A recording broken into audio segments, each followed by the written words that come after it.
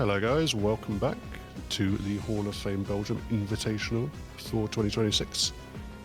Hopefully we're going to see some continuation of some great Pokemon action from the Belgian scene, and it's really enjoying having people alongside me. So Jack, you're with me here today. How are you feeling about these games?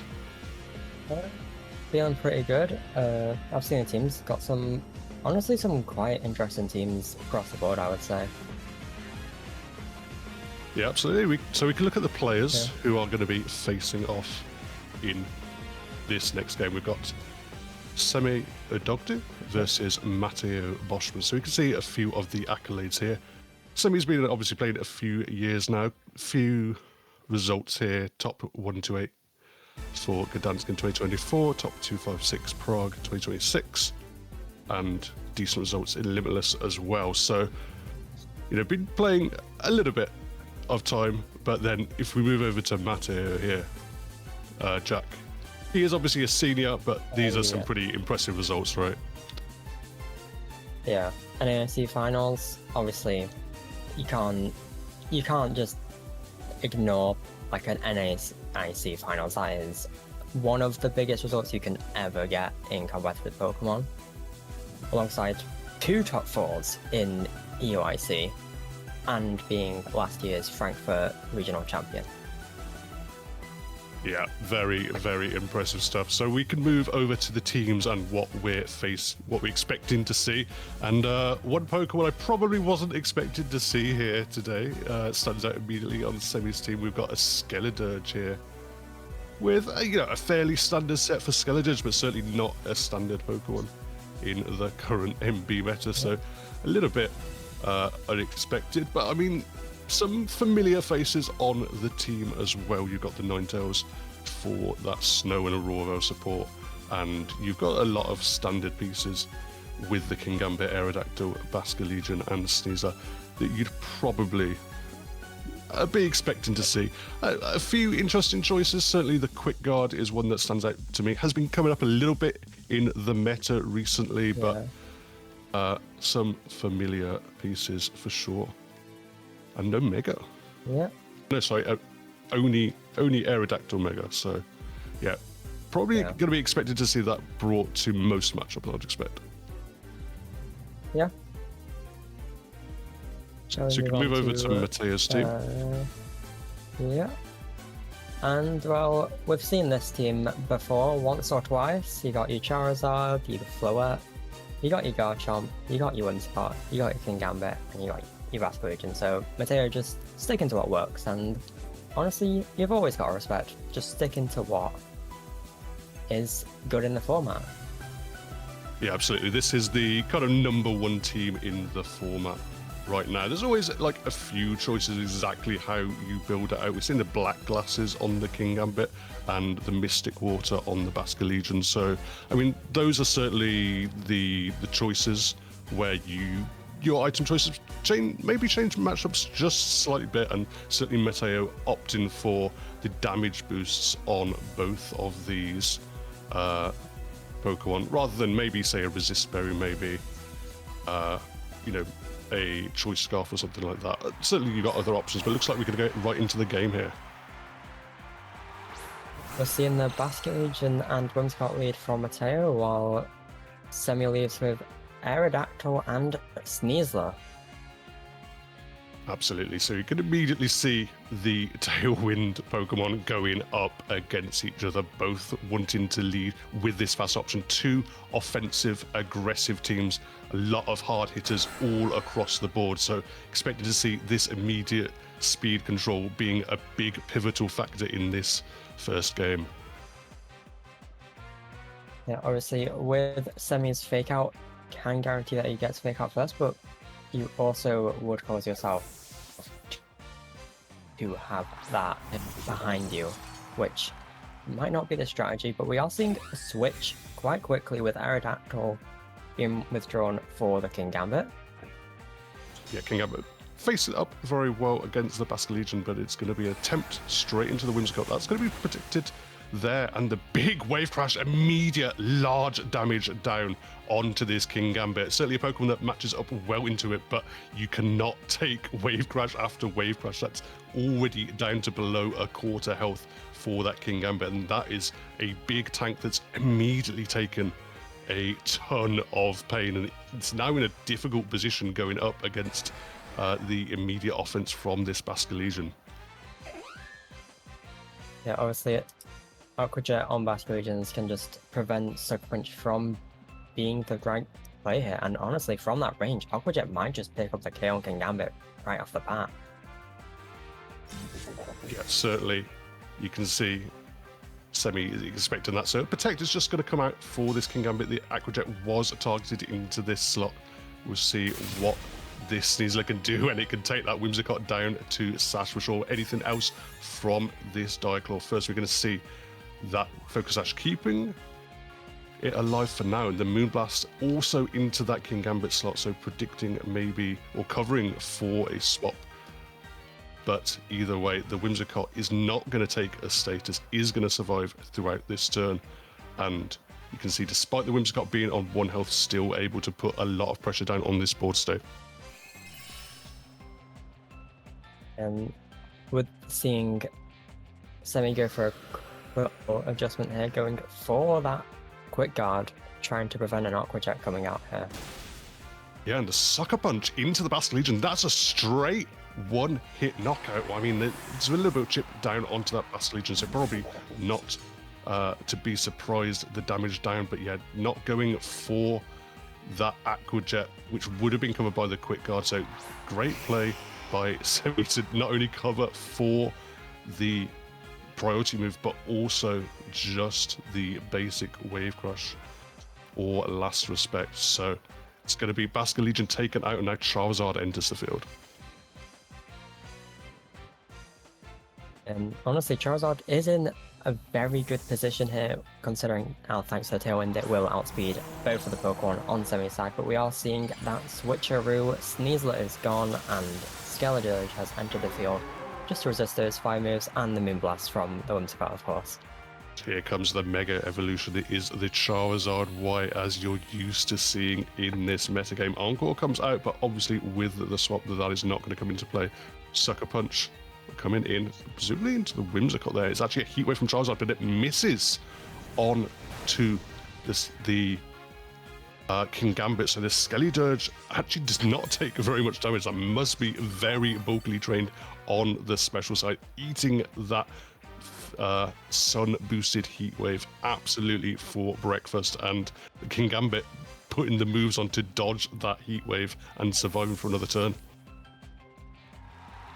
We are just going to see Whimsicott straight up leave, probably not wanting to go down just yet, so getting the Garchomp in a pretty nice position in front of the King Gambit and the Skeledirge, but we are going to see King Gambit unfortunately kick the bucket to the Heat Wave from Charizard. Yeah, this time the Heat Wave finds its target down to the King Gambit. It takes a little bit more chip down onto that Skeledirge, but the Torch Song is going to go into this Garchomp. Decent damage down onto the Garchomp, but crucially, the special attack boost that the Skeledirge is going to love going forward into a... if the game goes out to a protracted scenario, certainly those special attack boosts can quickly add up. Yeah. We are seeing Sneasler jump back on the board, because, you know, sometimes we just want our good old buddy to fake someone out. Absolutely a solid option for that Sneasler, but probably doesn't want to see either of these Pokemon across the board from it. I mean, both of them are chipped, so both of them are probably not wanting to be taking a solid attack from Sneasler, but the question of whether they are quite in range of the respective attacks that Sneasler's likely to target into them. Certainly Sneasler's expected to have the speed advantage once that Tailwind is dealt with, but it's going to be a fake out for now. Going down onto the Garchomp, stopping it moving, taking some chip for its trouble as well. It's once more Heat Wave coming through from the Charizard, and it's going to take out the Sneasler. Yes, unfortunately that rough skin is just going to make it so, unfortunately, Sneasler does go out here. We are going to see that Torch Song once again, this time into the Charizard, taking it down to 22. 100%. Yeah, once more trying to utilize his opponent's son set for him to do extra damage with that torch song, but with the double resist on the other side of the board. They are taking the damage for now, but once those special attack boosts keep ticking, it's not going to be wanting to take those boosted torch songs forever. And now Aerodactyl enters the field. Obviously, we have that Mega Evolution, which we will be going for on Semih's side with the Aerodactyl. It's a question of, are we going for Rock Slide, or are we going to go for that Ice Fang into the Garchomp? Garchomp's just going to soundly protect, scared of probably that Ice Fang coming in, and a good prediction from Matteo, covering nicely for that Ice Fang. Heat Wave once more coming out from the Charizard. Double resisted, still does decent chip, but the Skeleturge just continues to pile on the boost. Torch Song into Charizard is enough to finally take it down. Seen this Charizard on the board for many turns now, but Skeleturge just finally managed to take that chip all the way to the finish. Absolutely, and Matteo is forced to bring in this 1 HP Whimsicott back onto the field. Can still provide able assistance to the team, but it is a case of, can he get this Garchomp really firing? Can he get it into a position where it's just not going to immediately be KO'd by this Aerodactyl? Already chipped, so very likely in Ice Fang range, but obviously now a Tailwind can come back out from this Whimsicott. And that will probably give Garchomp the speed advantage once again, meaning Rock Slide can just be playing the flinch game, or even just the KO game. Yeah, it's going to be Tailwind coming out from Whimsicott. Rock Slide goes through, misses onto Skeleturge, but crucially hits onto Aerodactyl. Takes it down to 4%, but it's not going to be a knockout. Life Orb chip comes through for Garchomp, continuing to just tick it away lower and lower, and Ice Fang comes through onto Garchomp. Clean knockout, and now it's just 1 point of health left on the Whimsicott, but crucially, perhaps, Aerodactyl goes down to that rough skin chip, but not before the damage was done. And there we go, Earth Power coming through onto Whimsicott. That is going to clean up the game. Honestly, a very well played game on both sides there. Like, I think we can both agree at the start, it very much looked on Matteo's side, but Semih managed to bring it back in the end with Ice Fang from Aerodactyl. Yeah, that Aerodactyl in the back certainly being positioned very, very nicely. Just has come in front of a very nice board for it, just seeing the threat down onto both of Matteo's Pokemon. Obviously, having a Pokemon that can threaten both that Garchomp and that Charizard is so crucial in this meta, and just very smartly played by Semih, giving him the edge in this first game. But as you say, great plays on both sides, but now Matteo has to do a little bit of thinking exactly how he wants to adjust for this game too. I mean, it's a pretty close game, so it might just come down to a slight kind of getting a call right here or there. I think there's a lot of important calls in that game. Crucially, looking back to kind of that Sucker Punch that came through very early on, and also a few of the players in the late game as well. But Matteo just having a little bit of think exactly whether there's going to be a Pokemon adjustment or whether the game plan strategy overall is sound. It's just a case of getting the calls right. Yeah. Now going to see us starting in this game number 2. So let's see if we have got any adjustments on our leads. We've got Whimsicott Basculegion on Matteo once again, and Aerodactyl and Sneasler for Semih once again. Yep. Immediately the same leads as before, but whether we'll see the plays come out the same way. I mean, the Aerodactyl was led before, but obviously immediately taken off the field. This time Semih is going to adjust things by just immediately ripping this Mega Evolution on the Aerodactyl, knowing the threat it can immediately put down on the field. Protect comes out from the Whimsicott, just trying to keep it safe away from that Fake Out, and that Fake Out was targeted into the Whimsicott, so just trying to stop it for now. And Tailwind comes up from Semih's Mega Aerodactyl, but what does the Basque Legion click? It is a big wave crash straight into the Aerodactyl, and straight away the Mega Evolution is taken out of the game. And honestly, like, Aerodactyl last game was one of the key pieces, just able to keep Semih in that game and finish it off. So a really unfortunate loss early game, but we are going to see that Ninetales pivot in to replace Aerodactyl.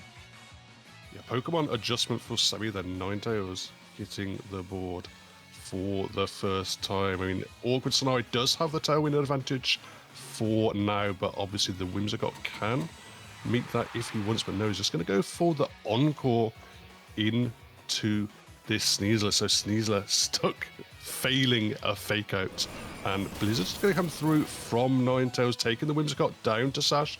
Decent chip onto the Basque Legion as well. But I think that is going to be about it from Semih's side. Looks like, so Basque Legion once more can just click a big wave crash into the Ninetales, and oh my days, just about toughs through out with 5%, but even with that big defense snow boost, still so much damage put out by this fish.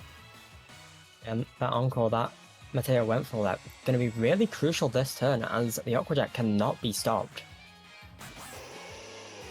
Absolutely, Sneasler in an awkward position just to protect, coming through from Ninetales for now. Aqua Jet into that Ninetales, who was obviously very much in range, but actually it's a struggle coming through it, and a struggle knockout onto the Whimsicott. Smartly played. Still going to be an awkward position for this Sneasler, but gets the knockout. Very nicely done there. And we are going to see the Floette this game, so potentially no Charizard in the back. Just going to go with those Fairy Aura moves that with the Dazzling Gleam, your Moonblast, your Light of Ruin. They're going to do damage. Yeah, absolutely. Still a turn of Tailwind left for Semih here.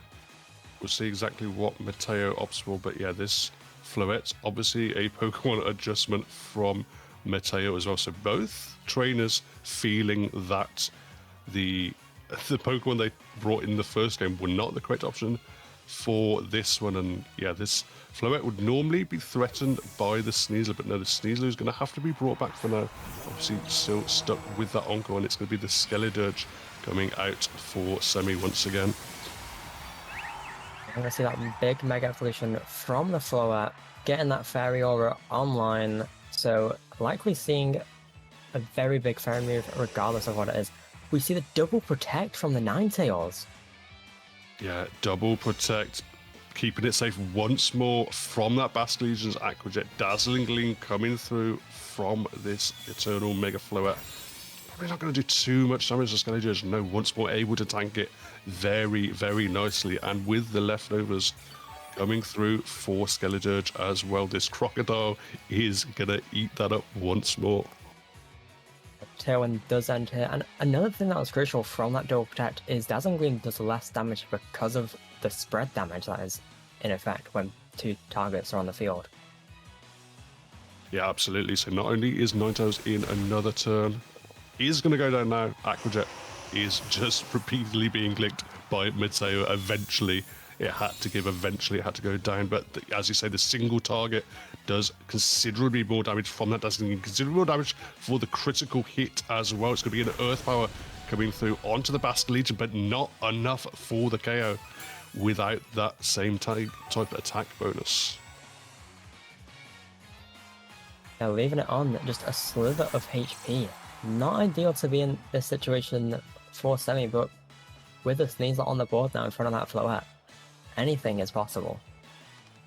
Anything is possible, and certainly Diaclaw gives you a lot of options. Basque Legion very low, Floette full health for now, but certainly doesn't want to be taking those super effective poison moves, and he has a Protect coming in immediately from Matteo on to actually both Pokemon. Just seeing out the threat of the Fake Out was actually just going to be the Diaclaw targeted into the Basque Legion for that turn, and a smart slack off from Skeledirge. So, you know, having to give up due to the threat of that fake out coming through, just allowing to get health back on this Skelly Dirge. And now it's actually looking quite a big threat in this endgame.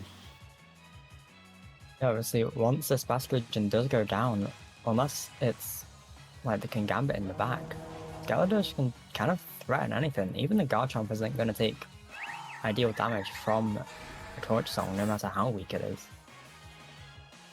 Yeah, I think Semih's possibly not exactly sure which Pokemon is going to be in the back from Matteo. I mean, Garchomp looks kind of awkward, certainly for him, with the 2 Pokemon on the board, but he's probably just going to play to his outs here, and getting his health back onto Skelly Dirge is going to be very, very nice. And as you say, Basque Legion is threatened by this Diclaw. Diclaw comes through onto Floette. It's actually just going to be a clean knockout. Not expecting that, but obviously not the bulkiest float in the world. But oh my days, last respects from Skelly Dirge straight into Skelly Dirge from this Basque Legion, taking a clean 1-hit knockout and leaving Semih here with just this Sneasler and with that Pokemon he did not want to see in the back for Matteo. Yeah, obviously, with the KO from Diclaw into the float, probably guaranteed the KO into the Skelly Dirge, considering how bulky it is that we've seen from previous attacks.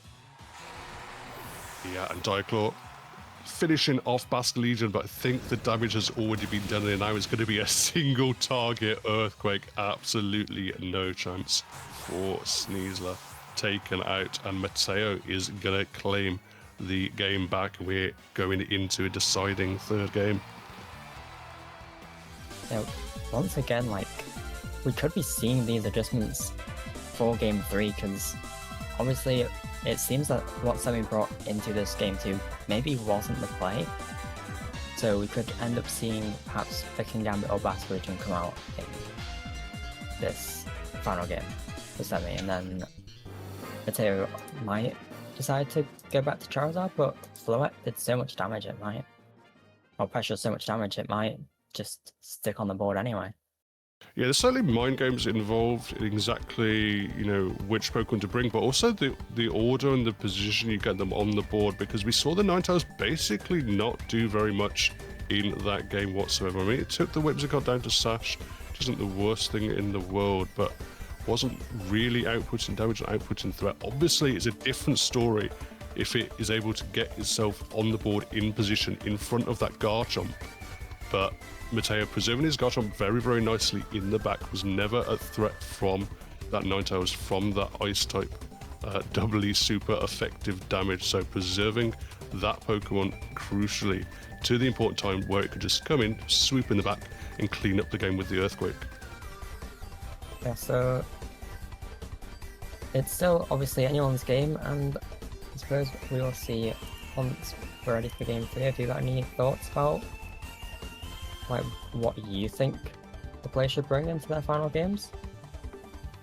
I'm probably not expecting to see Aerodactyl lead once more. I'm not sure exactly what Semih was fishing for. Perhaps he was maybe expecting Basque Legion not to come immediately in the lead, but I think if ever it's seeing that Basque Legion on the other side of the board, it's very, very difficult. But here we go into this Game 3. It is going to be Sneasler and King Gambit coming out from Semih. It is going to be the same lead once more from Matteo, sticking with the trusty Basque Legion Whimsicott. And you know what they say, if it ain't broke, don't fix it, and it seems like Matteo really believes in that saying. Absolutely, but now a very different scenario. I think a stronger lead for Semih here. It's going to be the King Gambit facing down against this Basque Legion immediately. So it's going to be once more Whimsicott just hitting the Protect. Again, the threat of the Fake Out. It's actually just going to be Aquajet into the Sneasler, doing over half damage with all those bonuses. But nice Diclaw into the Basque Legion, probably predicting the Protect, and actually is going to get a poison down, and a Sword Stance coming through from this black glasses King Gambit, now putting it in the imperious position. Yeah, obviously Aquajet can do some damage, but it's not going to do enough. You kind of need to just kind of pray it's the Whimsicott that's getting targeted, or even just take a switch and hope that King Gambit can't get a KO on that. Yeah, absolutely. This looks an awkward scenario from Matteo. The advantage of having that dark type means it can't be encored either. It's just going to be a tailwind coming in from Whimsicott, providing speed bonus to Matteo's side of things. Sucker Punch onto Basque Legion. Absolutely clean knockout with that doubled attack from the previous Sword Stance.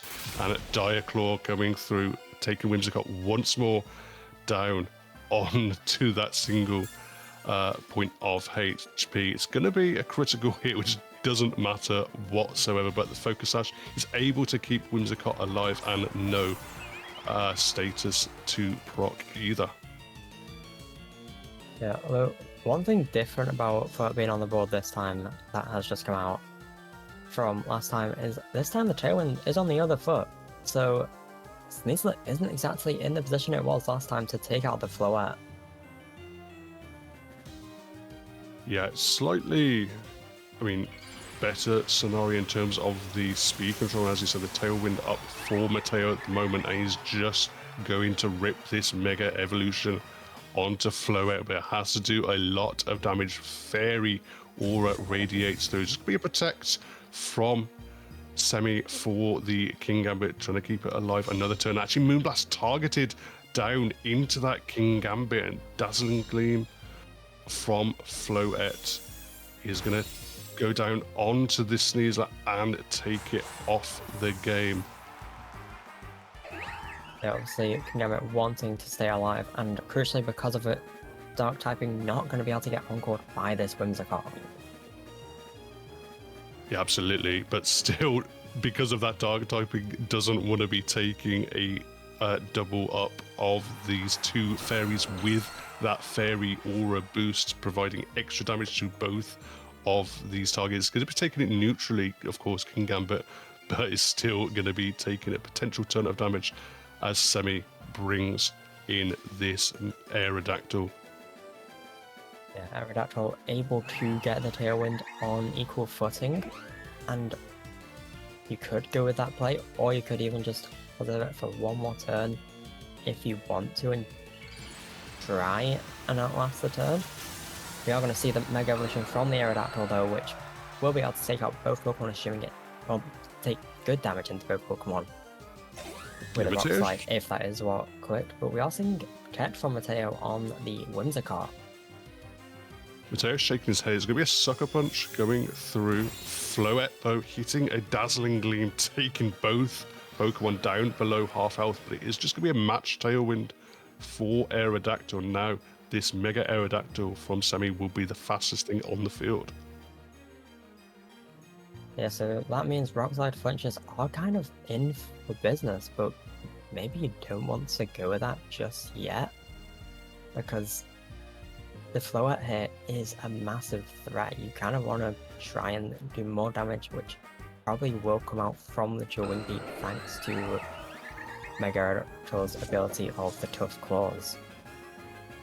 Yeah, we don't know exact the roles, but I don't think Semih's going to be wanting to risk taking Dazzling Gleam on either of these Pokemon once more. So it's just going to be a swap into this Ninetales in the back once more. Going to set up the Snow. Going to be a Protect coming through on King Gambit as well.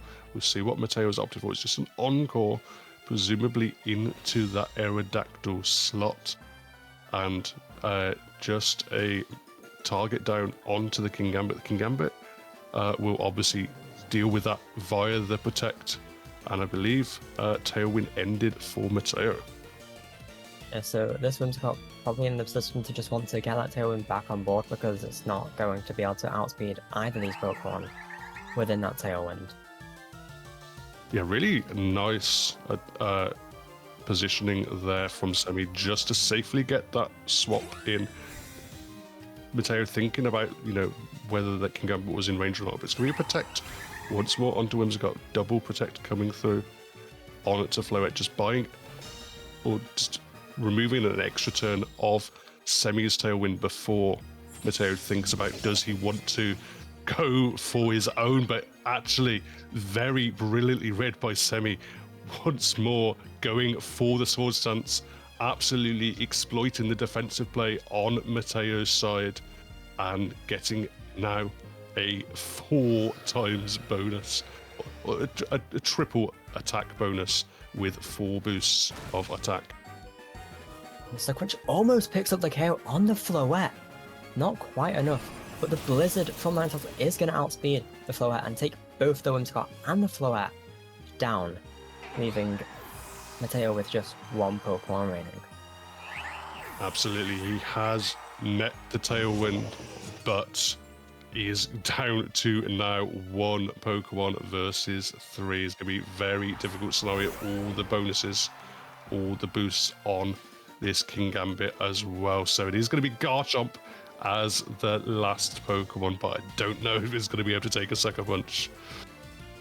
Yeah, like normally you would think a Kingambit in front of Garchomp not too scary, but when it's +4, it does just pick up the KO, meaning Semih wins the set here.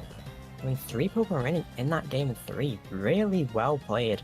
Calling those defensive plays with those Soul Stances really just gave him that upper foot there. Yeah, beautiful, beautiful stuff from Semih. It's a very good set overall. Some great adjustments from Matteo in that second game, but Semih just coming through. You know, really, I think reading exactly what Matteo wanted to lead based on those first 2 games, was expecting a similar lead on that third game, making the adjustment of the Kingambit just immediately coming out in his own lead, putting so much threat down on that Basculegion that he was able to get that Sword Stance up safely.